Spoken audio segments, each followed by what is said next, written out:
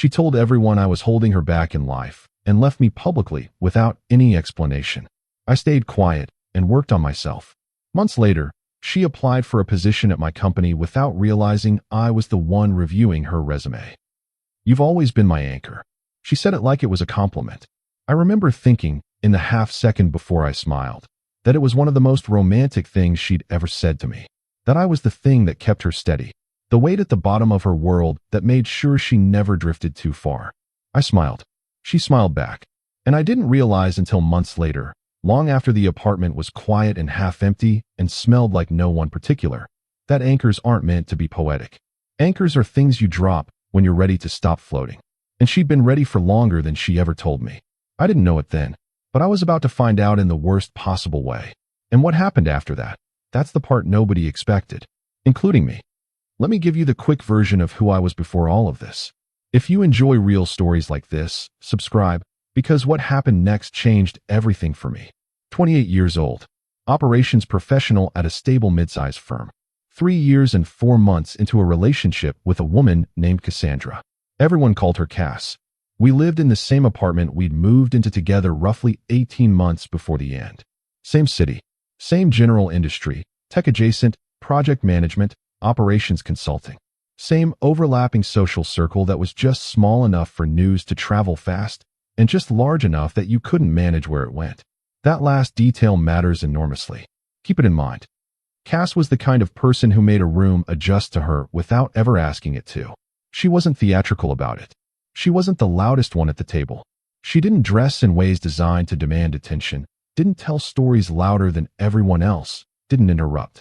She just had a quality of presence that made you feel like she had already decided everything and was now simply watching to see if you'd catch up.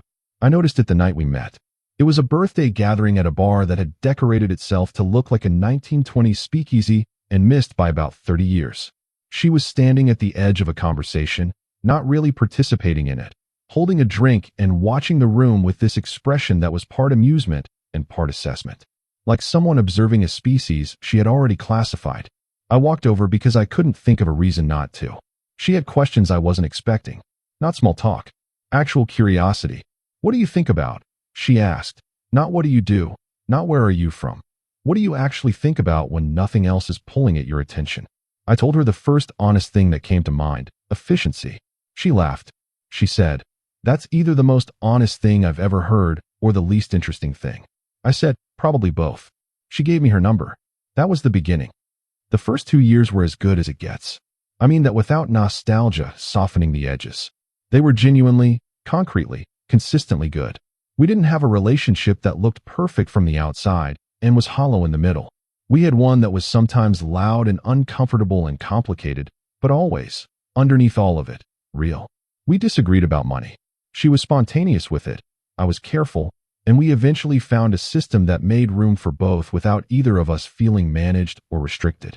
We disagreed about how to handle her family. They were intrusive in ways I found exhausting and she found comforting, and we navigated that without it calcifying into a permanent resentment. We had a trip we'd been planning for almost a year, drove down the coast, stayed in places that were barely on any map, ate at restaurants where the menus were handwritten on chalkboards and the owners were still the ones doing the cooking. We talked for 6 hours straight in a moving car without either of us reaching for a phone. That was real. I want to name it clearly because it matters. Not just to the story, but to understanding how you can be blindsided by something you thought you knew. You can be inside something real and still not see what's forming underneath it. You can be fully present in a relationship and still miss the slow erosion happening below the surface. The shift began somewhere around month 32. I can trace it now. I couldn't then. She had been doing well at a marketing agency, well enough that they offered her a new role at a sister firm. Creative director track. Bigger accounts. Better compensation. A team she'd actually be responsible for building and leading instead of just contributing to from the side. She came home to tell me, and she was electric with it. I'd seen her excited before, but this was different. This was the kind of excitement that comes from feeling like your life is finally moving at the speed it was always supposed to. And I was happy for her. Genuinely happy. I said so. That evening I showed up with her favorite Thai food and a bottle of the wine she liked that was slightly more expensive than either of us usually bothered with. She laughed when she saw it. Sat across from me at the kitchen table and told me everything about the new position, what she'd be building from scratch, who she'd be working with, what she thought she could do with the creative direction if they gave her actual latitude. I listened to all of it. I asked real questions. She talked until we'd finished everything on the table and half the bottle. It was a good night. It was one of the last nights I can point to and say with certainty and without revision, this was right.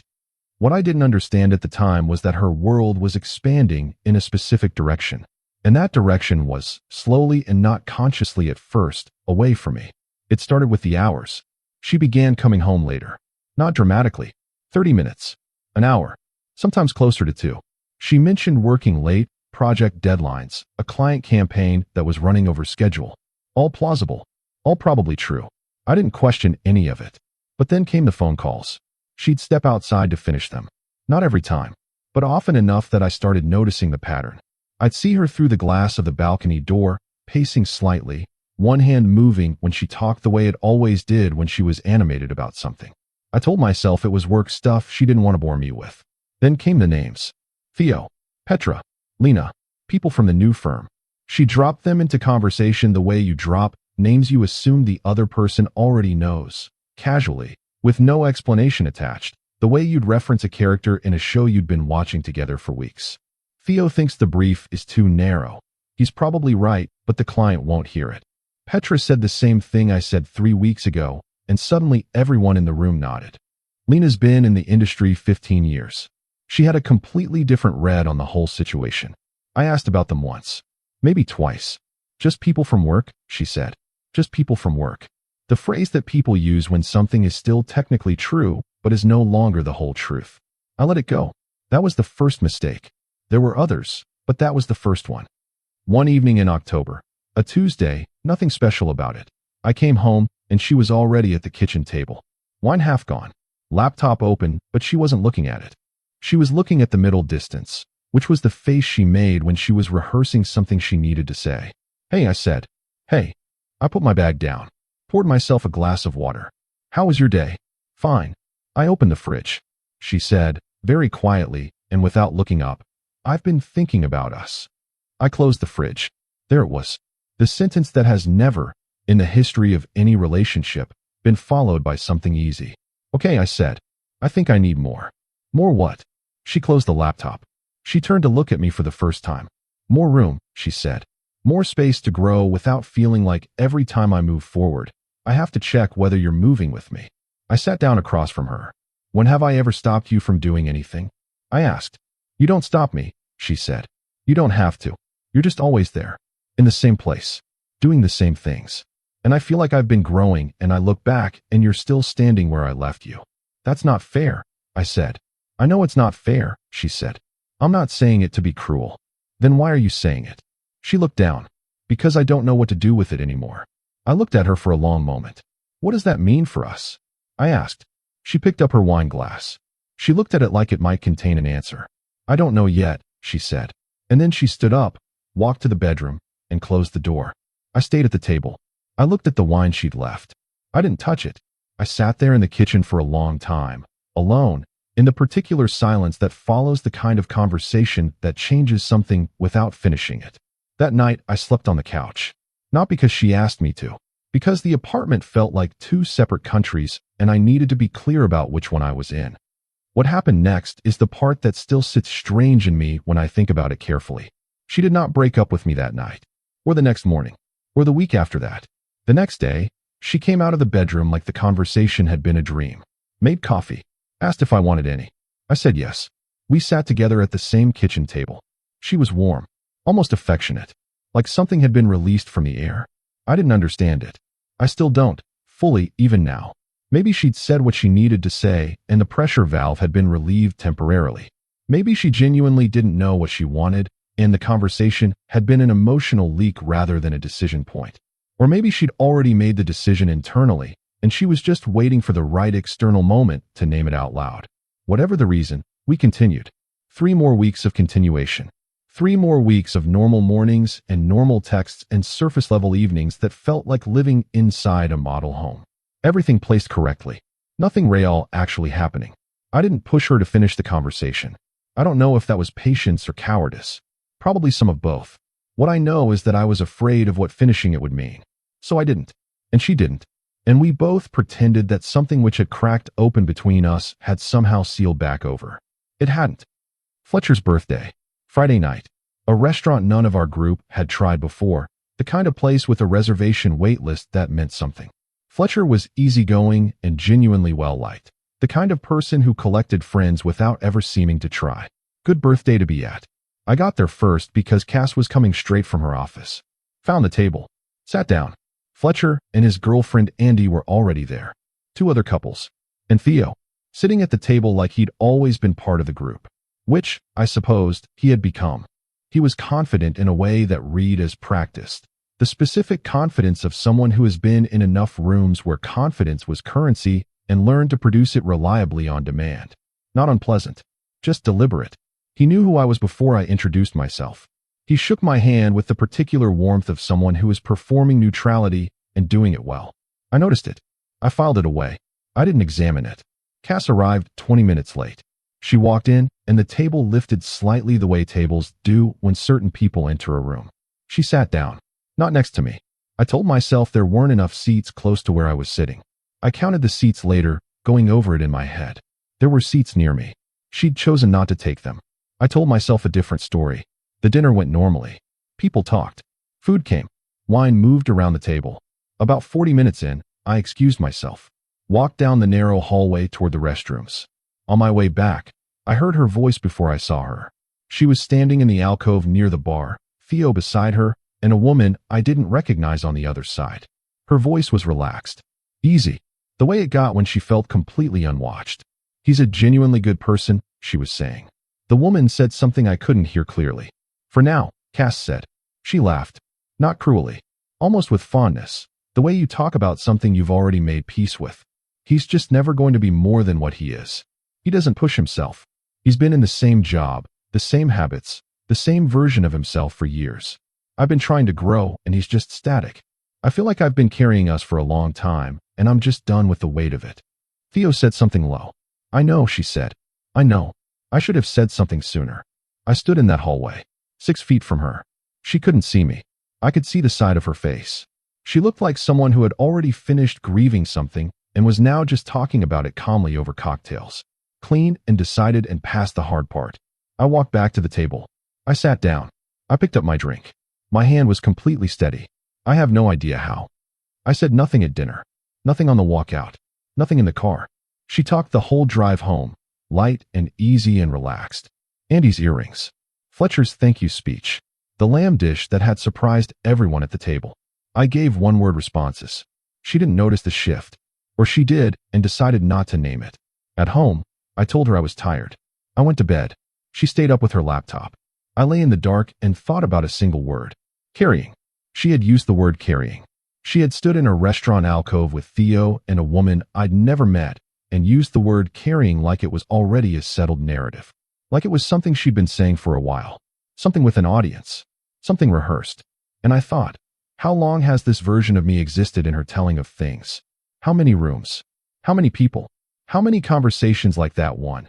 Easy, fond, past tense, had already happened while I was somewhere else, thinking we were still in the same story. I didn't sleep much that night. Sunday morning. 2 days later. She was on the couch when I came out. No coffee made. No music playing. No laptop open. She was sitting very still, which was unusual for her. Cass was not a still person. She looked like someone who had made a decision and was now simply waiting for the logistics of naming it. I think we should break up, she said. No entry. No preamble. Like she had decided in the night that directness was the only respectful approach and was honoring that decision cleanly. I stood in the doorway in my socks. I looked at her. Okay, I said. She blinked. Okay. Yeah. I walked into the kitchen and put the kettle on. If that's what you want. I thought you'd, she stopped. Are you being serious right now? I'm making tea, I said. Did you want some? I heard her stand up. I don't want tea, she said. All right. A silence. The particular texture of a silence that has too many things in it. That's all you have to say, she asked. I turned around. I looked at her. And I said it clearly, without heat, without wobble. What would you like me to say, Cass? You've already made the decision. You told Theo before you told me. You've been building the language for this for months. There's not a lot of conversation left to have. The shift in her face was fast, and then controlled. How did you? Friday, I said. Hallway by the bar. Silence. The kind that isn't thinking. It's recalibrating. I wasn't trying to humiliate you, she said. I know. I just didn't know how to say it directly. You found a way, I said. She looked down at her hands. I'm sorry, she said. I mean that genuinely. I know you do, I said. And I turned back to the kettle. She stood there for another moment. I could feel her standing there. Then she went to the bedroom. The door closed. I finished making tea. I sat at the kitchen table and drank it alone. Then I put on my shoes and went for a long walk. When I got back, she had already started moving things. She was out within the week. Efficient. Almost impressive in how surgical she was about it. She took what was hers and left what was mine, and we didn't argue about a single item. 2 trips with her car. 1 with a friend helping. On the last evening, she stood at the door with her final bag and said, I do want good things for you. I want you to know that. I know, I said. You don't need to explain, I said. I'm okay. She nodded. She left. The door closed. The apartment was quiet for the first time in 3 years. I stood in the middle of it. I looked at the space where her things used to be, and then I made tea again. It was the only thing I knew to do. What came next surprised me. Not her leaving. Not the adjustment of a space that suddenly felt too large. What surprised me was what she apparently did after. I found out in pieces over the following 2 weeks. A text from a friend. Hey, heard about you and Cass. Are you okay? A call from someone I hadn't spoken to in 6 months. Just checking in. I heard some things. A careful, visibly uncomfortable conversation with a colleague who mentioned that at a gathering she'd attended the previous weekend, Cass had talked about the relationship. What did she say? I asked. That you were stuck, she said. That she'd been trying to pull you forward and you just wouldn't go with her. She said you were content in a way that wasn't healthy. She used the word anchor. More than once. And there it was again. The word. The one she'd said to my face with warmth on a night that now felt like it belonged to someone else's life. Repurposed. Sharpened. Distributed through a social circle that was just connected enough to make it stick. She hadn't just left. She'd told the story of why. And she'd told it before she told me. I want to be precise about what I did next. I did not call her. I did not send a long message correcting the record. I did not privately lobby mutual friends for their sympathy. I did not post anything. I did not bring Theo's name to anyone. I did not demand an explanation. I did not ask anyone to choose. Some people in our shared circle interpreted my silence as confirmation. He must not have much to push back with because what she's saying is probably true. That's what silence looks like from the outside, when people have already been given one side of a story and the other side doesn't show up to argue. I understood that. I let them decide. There's a particular kind of social math that happens when a relationship ends and one person talks and the other doesn't. The one who talks controls the narrative. The one who doesn't either looks dignified or looks guilty, depending on who's watching. I knew which way some people would read it. I didn't care, because I had made a different decision about where my energy was going. Not to the audience. Not to the narrative. Not to the exhausting, fruitless work of trying to manage how strangers who barely knew either of us would frame a relationship they hadn't been inside. I was done with all of that. Here's what I had to face instead, alone in that apartment, with no performance to maintain and nothing to fill the quiet. She wasn't entirely wrong. The way she told the story, the public framing, the audience she built before she had the real conversation with me, the word anchor, weaponized from something that had once been tender, all of that was wrong. The method was wrong. The timing was wrong. The fact that I heard it from a restaurant hallway instead of from her directly was wrong. But the substance underneath it? The stagnation. The comfort elevated to an identity. The way I'd been in the same job, the same habits, the same underdeveloped version of myself for years without making a single deliberate choice to stop. That was true. I did not like facing it, but it was true. And when you clear away the noise of how someone said something, when you stop defending yourself against their delivery long enough to actually hear the message, you sometimes find something underneath it that you actually need to answer for. That's where I was, standing in the wreckage of her framing and realizing the thing it was aimed at was real. Holding the truth she'd aimed at me like a weapon and understanding that it was still the truth even if the aim was cruel. What was I going to do with it? The first thing I did was enroll in a certification program. Product operations. Through a well-regarded institution with a solid evening track, 3 nights a week, 6 months total. I'd been meaning to formalize the skills I'd been using informally for years. I had the practical experience, but none of the credentials. There was always a reason to wait. Too busy, too tired, too much else going on. Next term will be better. There is no later once you've cleared out everything that was filling the space. I paid for it out of savings. I had savings because I'd always been careful with money. Another thing she'd called boring about me. Turns out boring keeps the lights on. Turns out boring means you can invest in yourself when the moment finally comes without asking anyone's permission or taking on debt to do it. I showed up to the first class with a notebook and a level of focus I hadn't brought to anything in years.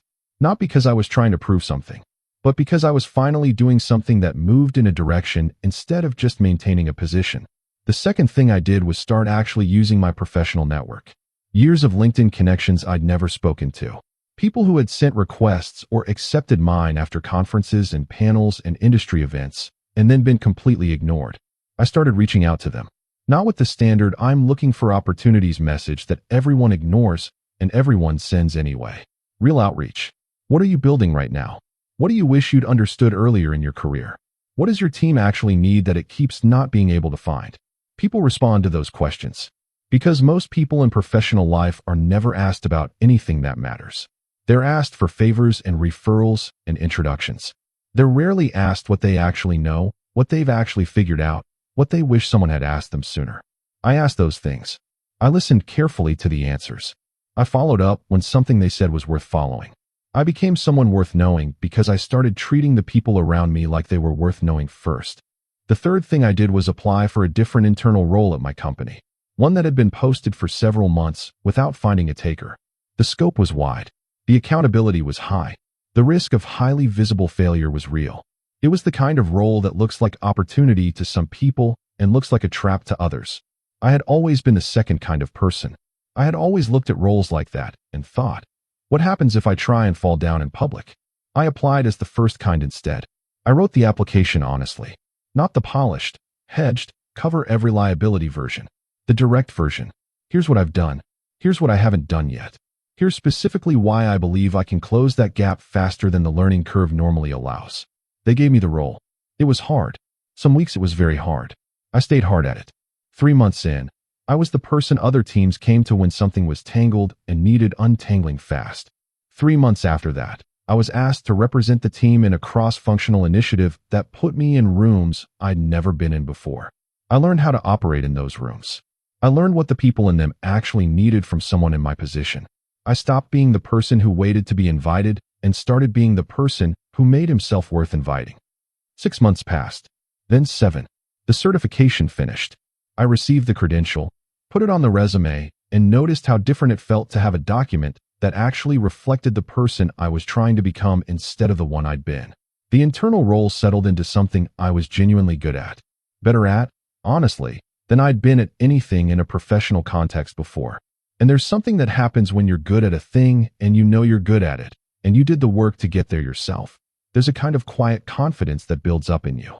Not arrogance, not performance, just a settled knowledge of what you can do when you actually try. I hadn't felt that in years. I hadn't known I was missing it. And then a recruiter called. A larger company, well known in the industry.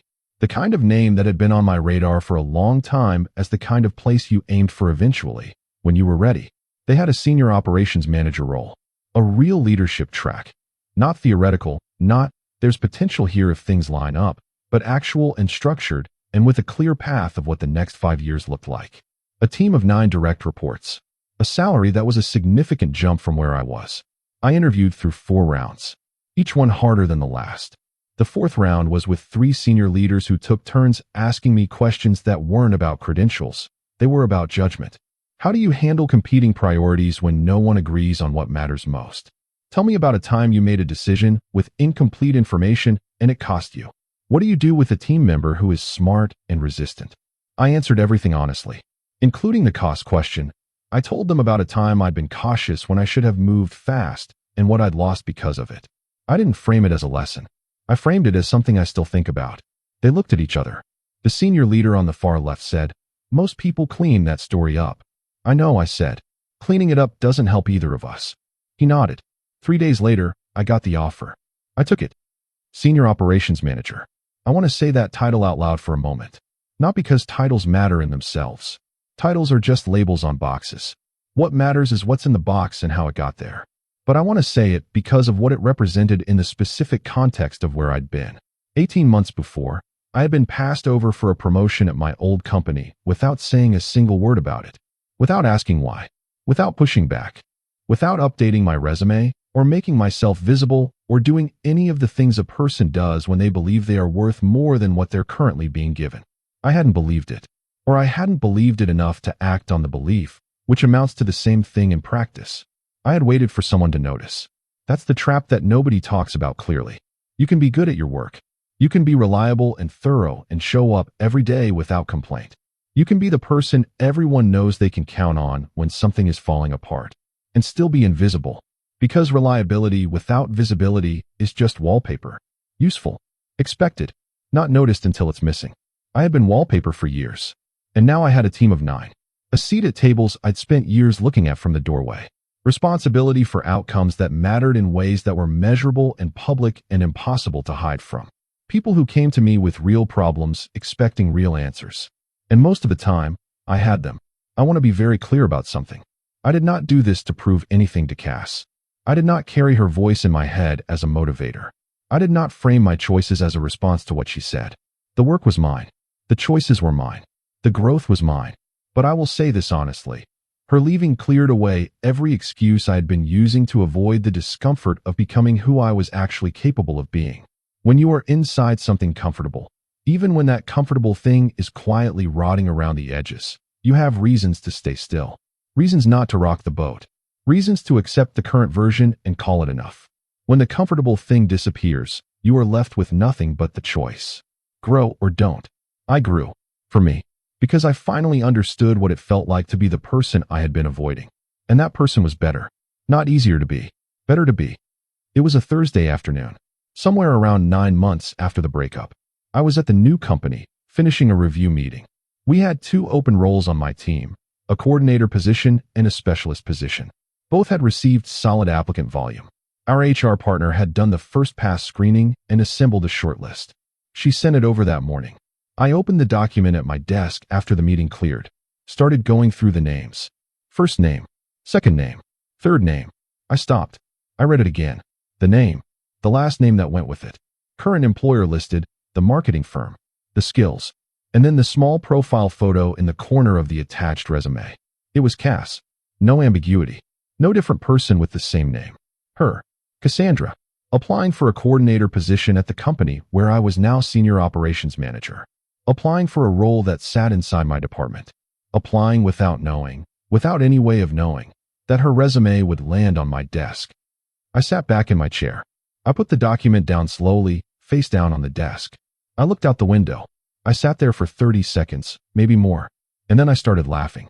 Quietly. Alone in my office with the door half closed. Not because it was cruel, not because it felt like victory, but because of the specific, almost mathematical improbability of the thing. The geometry of it.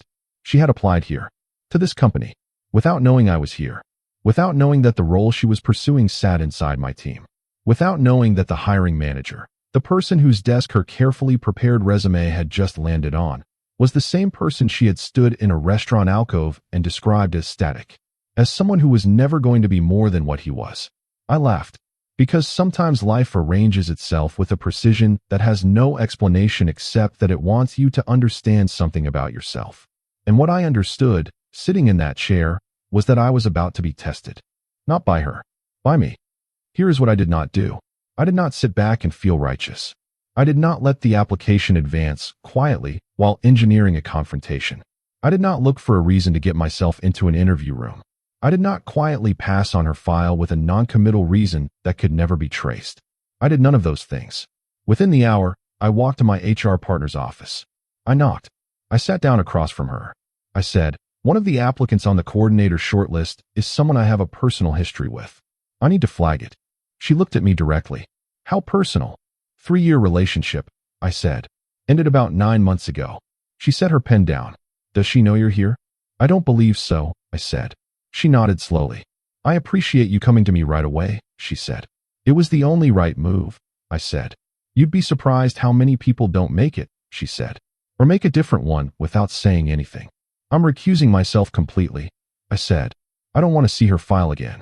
I don't want updates on how she's doing in the process. I don't want to be consulted. I want no part of any decision involving this candidate. She wrote something down. I'll assign her file to the other team lead, she said. She'll be evaluated fairly by people with full objectivity and no context about your history. Good, I said. That's exactly what she should get. I stood up. She looked at me for a moment. That's a very clean way to handle this, she said. It's the only clean way, I said. I went back to my office. I turned her resume back over on the desk. I placed it in the stack of files I was routing to the other team. I did not look at it again. 2 weeks later, my HR partner knocked on my office door. She sat across from me. The candidate, your former, she made it to the second round, she said. I nodded. She doesn't know you're the hiring manager. The process has been completely clean from our end. Good. She's a strong applicant, she said. Sharp presentation. Good strategic instincts. She came prepared. She always was, I said. That was never in question. She looked at me for a moment longer than was strictly necessary. You're remarkably calm about this, she said. What would the other option look like? I asked. She considered it. Most people in your position, she said carefully, would have either found a quiet way to tank the application or would have found a way to be in the room. I'm aware, I said. I didn't want to be either of those people. She stood up. She was quiet for a moment at the door. You know, she said, when I tell this story later, and I will tell this story, your name comes out well. I'm not doing it for the story, I said. I know, she said. That's exactly why it comes out well. She closed the door. I sat for a moment. Then I went back to work. She didn't get the position. I want to be direct and honest about that. She made it to the third round. 3 rounds out of 4 is a strong result. She was a legitimate candidate who performed well at every stage she participated in. The person we ultimately hired had more direct operational experience in a specific technical area that the team needed to address immediately. It wasn't close at the final decision point, but it had nothing to do with me. Not one conversation about her file included my input. Not one decision was influenced by our history. She was evaluated on her own merits, by people who had no knowledge of who she was to me or who I was to her. She got a fair shot. It just wasn't her round. Those are 2 separate facts, and they need to stay separate. She found out I worked there. I don't know the precise moment it happened. Maybe she saw the company name in a meeting logistics email. Maybe someone referenced the hiring manager. Maybe it clicked at the rejection stage when something lined up. I heard through a mutual connection, several months after the whole process had concluded, that she had found out. That the word used to describe her initial reaction was stunned. That she needed some time with it. I wasn't told what she said, if she said anything at all. I didn't ask. She never reached out to me. Not a message. Not an email. Not anything. And I didn't reach out to her. The silence between us was complete and mutual. And in a way that I couldn't have anticipated, it felt exactly right. I've thought about this entire arc, from the kitchen on that Sunday morning in my socks to the Thursday afternoon with her resume on my desk, more times than I can count. And the thing I keep returning to is not the irony of it. Not the reversal. Not the satisfying geometry of how it arranged itself. The thing I keep returning to is what it required of me. Not in the big moments. Not at the restaurant, or the breakup morning, or the HR office. In the small ones. The night she moved out and the apartment went quiet for the first time in years, and I had to decide what to do with the silence instead of filling it with noise. The morning I enrolled in the certification program and paid for it out of pocket and actually showed up on the first night instead of finding a reason to defer until next term. The afternoon I applied for the internal role that scared me and wrote the application honestly instead of safely. The evening I sat down and actually responded to a professional contact I'd been meaning to message for 2 years. Those are the moments. Not dramatic. Not clean story beats. But that's where it actually happened. The choice to change was not made in a single turning point. It was made in 100 small decisions to stop letting fear of failure be louder than the fact that staying still is also a failure. Just a slower and quieter and easier one to pretend isn't happening. I want to address something directly. Because when I've told parts of this story to people I know, the version they want is different from the one that's true. They want the confrontation. They want the version where I called her into the room personally, where I sat across from her at an interview table and she looked up and realized who the interviewer was, where something devastating and perfectly timed was said, where there was a scene with witnesses and a clean, visible moment of reversal, where I got to watch her face rearrange itself, where the story ended with me saying something memorable while she sat in silence. There wasn't a scene. There was a Thursday afternoon, an HR conversation that lasted maybe 12 minutes, a clean recusal, and a fair process that had nothing to do with me. That's it. The version people want is about revenge. The actual version is about something harder and far less cinematic: integrity. Doing the right thing when the wrong thing was completely available, when no one would have known. When the person who had told a restaurant full of people that you were going nowhere was now sitting in a waiting room at your company applying for a job at your table. The wrong thing was right there. I could have reached for it. I didn't. Not because I'm exceptional, but because I understood something clearly in that moment. Revenge requires you to keep the other person at the center of your story. It requires them to matter enough to be worth the effort. And I had spent 9 months making my own story the center of my own story. I wasn't about to hand that back. I know which version is more satisfying to hear. I also know which one I can actually live with. The most powerful response to someone publicly announcing that you'll never go anywhere is to quietly start going somewhere, and then to not need them to witness the arrival. That not needing is the real thing. Not the title, not the resume on the desk, not the poetic reversal of the whole situation. The fact that I genuinely didn't need any of it to mean something to her. It meant something to me. That was enough. She said I was an anchor, and she wasn't wrong about the things she was pointing at. I was coasting. I was comfortable in ways that had calcified into avoidance. I was not pushing toward anything. She wasn't wrong about that. She was wrong about whether it was permanent. She was wrong about whether the person standing in that place could become something different. She was wrong about whether leaving me there was the last word on what I was capable of. People are not static. That's the thing about calling someone static. It's only ever true in the specific moment you say it. It describes a current state. It says nothing, absolutely nothing, about every moment that follows. Static is not a fixed identity. Static is a choice, and choices can change. I changed mine, and I didn't need her to see it. I didn't need anyone to see it. I needed to know it myself. That's the part that took the longest to understand. You spend so much time inside a relationship tracking how you're perceived, adjusting for the other person's view of you, measuring yourself against their expectations and their disappointments and their quietly accumulating doubts. And when the relationship ends and all of that falls away, there's a terrifying amount of space where that constant measurement used to be. At first, it just feels like absence, like something is wrong because nothing is telling you how you're doing. And then slowly enough that I almost missed it, it starts to feel like something else entirely. Like room. Like the freedom to build something that isn't calibrated to someone else's approval. To grow in a direction you choose instead of one that fits someone else's picture of what you should be. To fail privately, without it becoming a data point in someone else's story about who you are. I had never had that before. I didn't know I needed it. And now it's the thing I would give up last. Last thing. Cass is still doing well, from what I've heard. She took a senior creative role at a different firm about 6 months after the company application. Better title than the coordinator position she'd applied for.